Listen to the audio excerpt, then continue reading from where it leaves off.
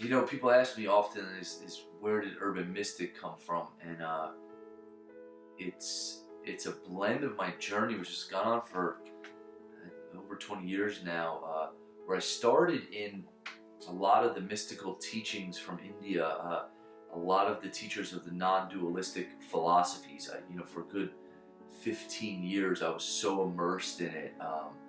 And certain lineages and learning about what is the self and what are we here for, and from their perspective of consciousness and what it means to wake up as a human being. And you know, it really actually started in shamanic work, which guided me over into the East. And then along the journey, you know, A Course in Miracles is a very profound teaching for me as I discovered the Course and many of the masters that I was studying and even sitting with. I went to India in my early 20s and got a chance to be immersed in that. And then as I came back and picked up A Course in Miracles and then was really facilitating that for almost nearly a decade, and blending that with a lot of the shamanic work that I did.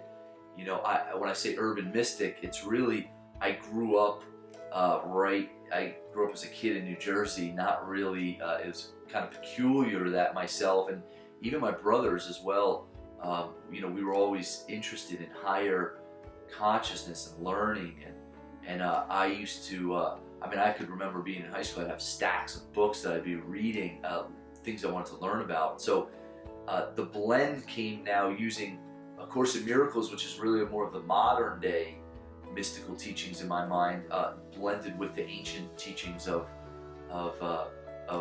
non-dualistic teachings from India. That's where the term urban mystic came from. So that's myself. I'm also an international trainer, where I do trainings that are that have a certain rigor to them and discipline and distinctions that to me becomes a foundation for people opening up a higher levels of consciousness within themselves, really waking up to who they truly are at their core.